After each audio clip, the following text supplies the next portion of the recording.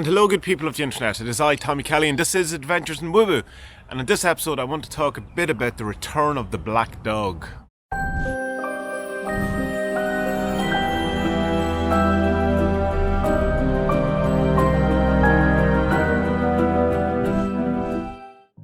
So as part of my latest self-care, self-investment, looking after myself type program that I've decided to embark on, I have been doing is to come out every day into nature for some time just on my own and to try and recharge or just get away from all the things and all that, with the added benefit of trying to put in a video as well so that I can tick off the box of having been productive that day as well. Not always. Today I'm out in Mellifont Abbey, and that's another place that's close enough to where I live. It's wonderful. I've been here once before, but I always in my head I conflated with another place, which is Monaster Boys, which kind of is like the ruins of an old abbey, monk abbey, and I forget that this place is here, and it's wonderful gardens and kind of wooded areas and stuff. And where I am right now is kind of this almost secret garden where there's little nooks and crannies where you can go in and sit, and it's very dark in places, and it's very magical. Good for a recharge. I was trying to find a nice place to film, but you have to make the balance between it being super cool and magical and also having enough light that you can see it. But I'll try and take some footage of around and overlay it over this video so you can get a kind of flavour of what this is all about. So what happened yesterday, I was talking about, well, I don't know when these are uploaded, the last video we'll say, I was talking about going to Reiki again and how much I had over the week I'd been in great mood and really uplifted and felt, almost myself again, or how I imagine normal people feel on a regular kind of basis, just being able to cope with life, being happier alive, all of these things. And it was great. And I was talking about clearing and moving stuff and all that. So then I went to Reiki again yesterday and had a wonderful Reiki experience. It felt like an awful lot of things recalibrated, realigned, polarities shifted, felt loads of different kind of sensations, and it felt like a lot happened. And afterwards I felt very calm and peaceful and stuff. But almost immediately, before I even left the healer's house, my mood dropped. And it didn't drop massively, but I could feel it. And then this morning when I woke up, it had plummeted, absolutely plummeted down. And which is a shame, because I was hoping that this Reiki would be a good catalyst to kind of get into a better place or to remove stuff. And maybe this is all part of the journey and all of that kind of stuff. And I'm aware of that. You have to go in, the darkest is before the dawn, all of these type of things. But it just feels like a step backwards. It feels like where I was before I went to the Reiki. And it certainly feels like a much lower place than where I was this time yesterday. I've tried on a number of occasions, and I have mentioned here and there on the podcast, the old podcast, the audio one, to talk about depression. But I find it very hard because it's hard for me to be that open and that kind of, not open, I'm trying to be as open and honest as I can. It's hard for me to be that vulnerable, I would say, not just online, but to people in general. And it's only very recently, in the last couple of years of my life, I've been able to talk about it even to the people who are, close to me. For a number of reasons. One, because unless you have gone through depression, this isn't gatekeeping depression by any means, it's very hard to explain what it is or understand what it is or be aware of what it is. And an awful lot of the things that come up about depression and people's solutions to depression are extremely unhelpful, insulting in many ways, and bordering on, just, I suppose in a sense, callousness or almost dismissive, out of hand.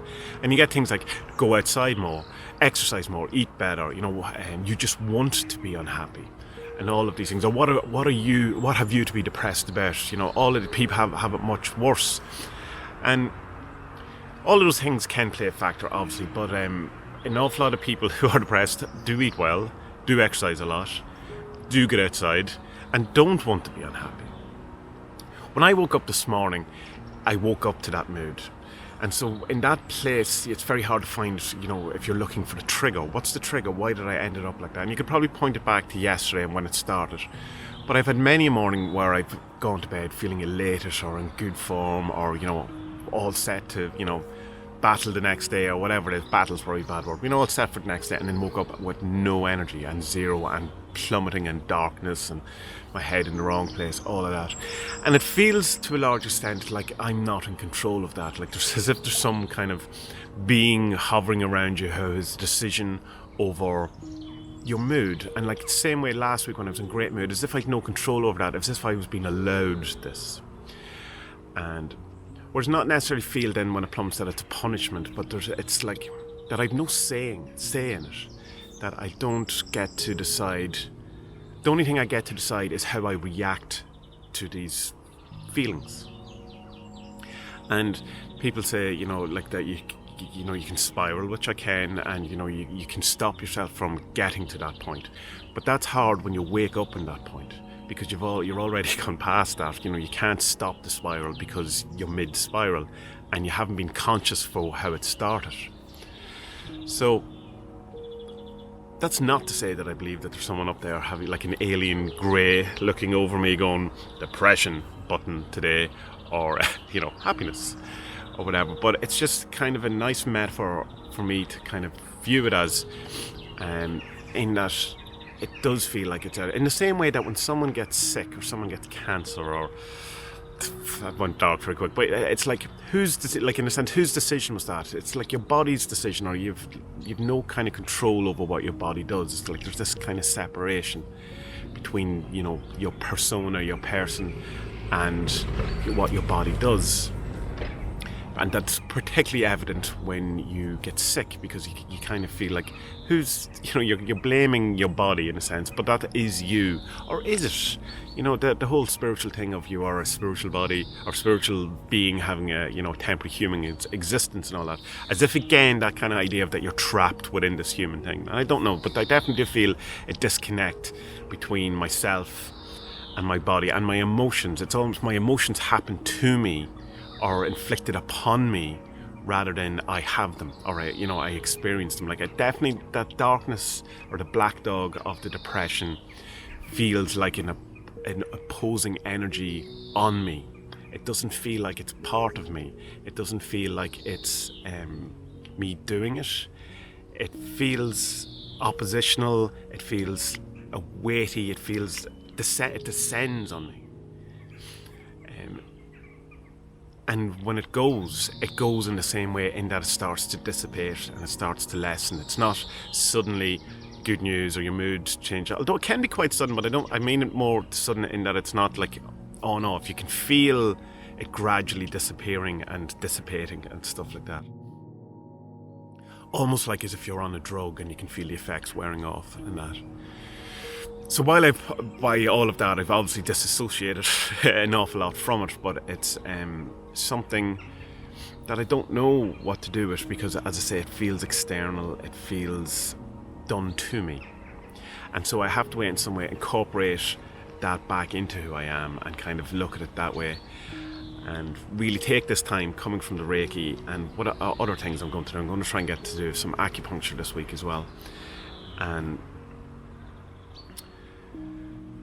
try to make myself, look at it like the whole holistic body and feel yourself as one. Because right now I feel definitely a separation between my spirit or my soul or whatever that is, my mind, my analytical mind, my emotions, my subconscious, and my physicality. Very much feel all like different people, and it feels then that there's an influence that's also outside that has an impact, which other than just the world, other than physicality. And that I have to unpack a bit more and have a look at, and all of those things. But it's interesting too, like how I know the law of attraction or whatever it is works is because it definitely happens when I go into a dark place that I can change the world around me for the negative. Like instantly, I've been following this, I've had a problem with my eye, and it's just like a dermatitis or something that's going on around my eye, and I ended up in the hospital and I thought it was shingles, and it wasn't shingles, and then got this cream and it went away until this morning, or yesterday, when I was leaving the house. I noticed the healer's house that I had a spot or two on my eye again, just in the car mirror, and then this morning it's all back, and I don't know if you'll see it, but it's back to where it was. And that seems connected. And then this morning when I was cleaning out the house, I was cleaning out the cat litter tray.